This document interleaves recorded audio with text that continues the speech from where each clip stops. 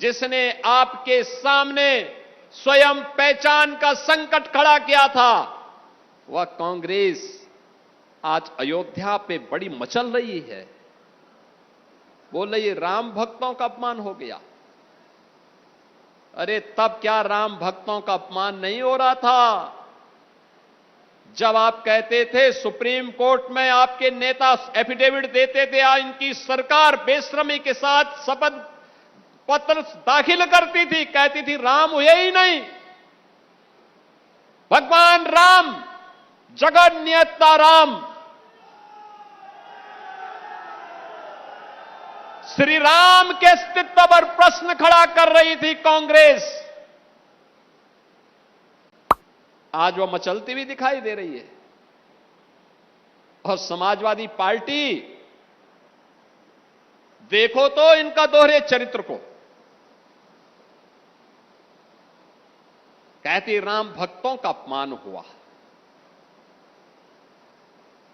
राम भक्तों पर, कार सेवकों पर गोली चलाने और जय श्री राम बोलने पर लाठी भांजने वाले लोग आज उपदेश देने चले हैं, उपदेश देने चले हैं। बहनों और भाइयों, मेरी अपील होगी सभी राम भक्तों से,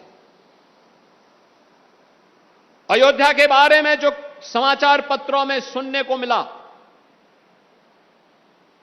हम लोगों ने ट्रस्ट के अनुरोध पर एसआईटी जांच बिठाई है और मैं उन्हें इस बात के लिए कह सकता हूं कि एसआईटी जांच दूध का दूध और पानी का पानी करके रहेगी, उसमें कोई संदेह नहीं। लेकिन मैं सभी से इस बारे में अनुरोध करूंगा, सभी पक्षों से कहूंगा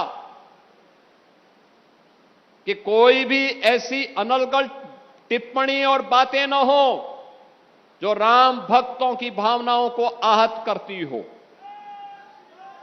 राम भक्तों की भावनाओं को आहत करती हो। अगर किसी के पास कोई डॉक्यूमेंट्री प्रूफ है, वे कृपया एसआईटी को उपलब्ध करवा दें, एसआईटी को दे दें, एसआईटी जांच करके देगी। और राम भक्तों से भी मैं कहना चाहूंगा, राम भक्तों से मेरी विनम्र अपील होगी, प्रभु राम ने हमें मर्यादा का पाठ पढ़ाया है, मर्यादित रहने का आचरण दिया है। हम उस मर्यादा का पालन करते हुए हमने 500 वर्षों तक, हम लोगों के पूर्वजों ने 500 वर्षों तक प्रभु राम के स्थान को लेने के लिए संघर्ष किया है। 500 वर्षों तक मर्यादित रहते हुए हमने संघर्ष किया है। 15 दिन और देख लें, इंतजार कर लो, चिंता मत करो। लेकिन हम अयोध्या को बदनाम करने वाले, राम जन्मभूमि मंदिर को अपमानित करने वाले लोगों के बहकावे में कतई ना आए। ये लोग कभी नहीं चाहेंगे कि अयोध्या का नाम हो, ये कभी नहीं चाहेंगे कि अयोध्या सम्मान पाए, क्योंकि ये लोग स्वयं क्षमता विहीन थे, कर नहीं सकते थे। तब अयोध्या को बिजली नहीं मिलती थी, अयोध्या को इन्होंने बिजली नहीं दी, संकरी गलियों में बांध करके रख दिया था। आज दुष्प्रचार करके हमारी सप्तपुरियों में से पहली पुरी अयोध्या धाम को ये लोग अपमानित करते हैं, दुष्प्रचार करते हैं, अपमानित करते हैं। हम इनके बहकावे में कतई ना आए। इनका आचरण आपके सामने है।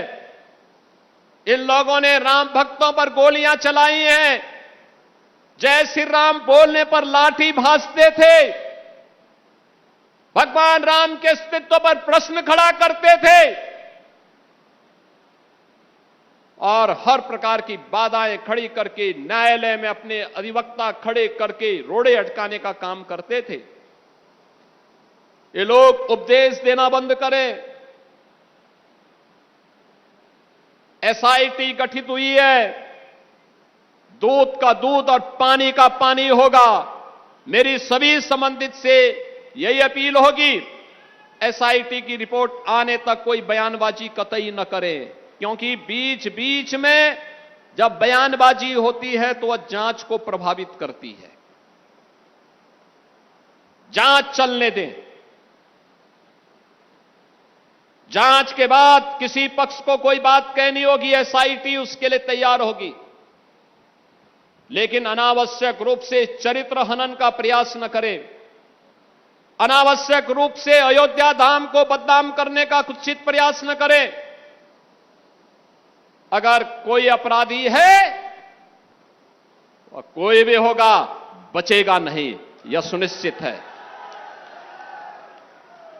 ये लोग क्या हमें बताएंगे, जो लोग राम भक्तों को अपमानित करते थे और जो प्रदेश के कुख्यात माफियाओं के कब्र पे जाकर के फातिया पढ़ते थे, ये लोग आज राम भक्ति का उपदेश हमें देने चले हैं। हम इन लोगों के बहकावे में ना आए। मेरी आप सबसे ये अपील है। आज के इस अवसर पर मैं बधाई दूंगा रुधौली के अपने विधायक श्री रामचंद्र यादव जी को और उनकी पूरी टीम को। अयोध्या का विकास तब हो पाया जब हमारे जनप्रतिनिधि सक्रिय थे, लगातार सहयोग किए, प्रशासन के साथ मिलकर के टीम भावना के साथ आगे बढ़े। परिणाम हम सबके सामने आया। आज अयोध्या एक नई अयोध्या के रूप में दुनिया को आकर्षित कर रही है, और यही तो विपक्ष को अच्छा नहीं लग रहा है। अयोध्या सोलर नगरी बन गई है, सोलर सिटी बन गई है। अयोध्या की 4 लेन इनको अच्छी नहीं लगती। महर्षि वाल्मीकि के नाम पर इंटरनेशनल एयरपोर्ट इनको अच्छा नहीं लगता। निषाद राज के नाम पर रेन बसेरा इनको अच्छा नहीं लगता। माता सबरी के नाम पर भोजनालय, गरीबों को मिलने वाले और तीर्थयात्रियों को मिलने वाले भोजनालय इनको अच्छे नहीं लगते। मां सरयू के आंचल में बनी हुई राम जी की पेड़ी इनको अच्छी नहीं लगती। अब इनको पंचकोसी और 14 कोसी परिक्रमा के साथ ही 84 कोसी परिक्रमा का भव्य स्वरूप इनको अच्छा नहीं लगता है, क्योंकि ये तो राम विरोधी थे। ये लोग कैसे भगवान राम की पावन अयोध्या के इस भव्य स्वरूप को कैसे बर्दाश्त कर पाएंगे? ये लोग नहीं करेंगे। जिन लोगों ने अब तक अयोध्या में राम जन्मभूमि में दर्शन नहीं किया और जिन्होंने अपने विधायकों को भी अयोध्या धाम जाने से रोका, आपने देखा होगा रायबरेली ऊंचाहार के विधायक और वर्तमान में प्रदेश सरकार में मंत्री श्री मनोज पांडे जी ने जब समाजवादी पार्टी के विधायक के रूप में कहा कि अयोध्या में सभी विधायकों को दर्शन करने के लिए जाना चाहिए, हमने प्रस्ताव स्वीकार किया। अखिलेश यादव ने तुरंत रोक लगा दी, कहा नहीं, अयोध्या में कोई दर्शन करने नहीं जाएगा, क्योंकि उनकी भक्ति राम पर नहीं थी, वे तो बाबर को मानने वाले लोग हैं।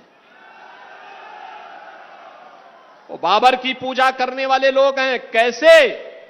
और उन्होंने मनोज पांडे को धिक्कार करके बाहर कर दिया। आज मनोज पांडे हमारी सरकार में मंत्री हैं, एक वरिष्ठ नेता के रूप में उन्होंने काम किया, लेकिन समाजवादी पार्टी ने उनका अपमान किया। प्रभु राम का स्मरण करने पर उनको वहां से दुत्कारने का काम किया था। आज वे प्रदेश सरकार में मंत्री के रूप में अपनी सेवाएं दे रहे हैं। बहनों और भाइयों,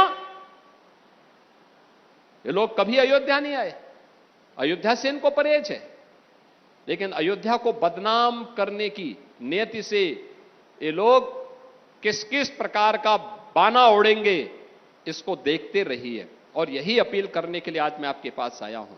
आज यहां पर इतनी परियोजनाएं, 126 परियोजनाएं एक विधानसभा की, एक ही विधानसभा में 126 परियोजनाओं का हम लोकार्पण और शिलान्यास कर रहे हैं। और अभी तो अयोध्या की कार्य योजना और बनने जा रही है। उस कार्य योजना में रुधौली भी है, ये सभी परियोजनाएं आएंगी तो अयोध्या रुदौली तो एकदम अयोध्या के नजदीक होने का लाभ तो ले ही रहा है। मां सरयू और मां यहां पे गोमती नदी के बीच में इतनी पवित्र स्थल, इन सब के विकास को एक नई ऊंचाई तक पहुंचाने का काम है डबल इंजन सरकार करेगी। आप सबको मैं आश्वस्त करने के लिए आया हूं।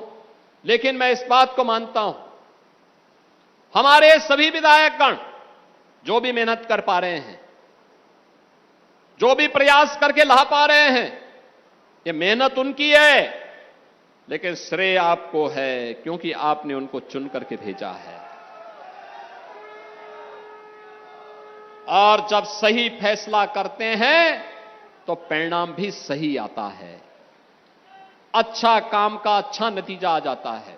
और उसी अच्छे काम के नतीजे को ध्यान में रख करके हम सब आगे बढ़ेंगे, निरंतर आगे बढ़ेंगे। डबल इंजन सरकार इसी प्रतिबद्धता के साथ आप सब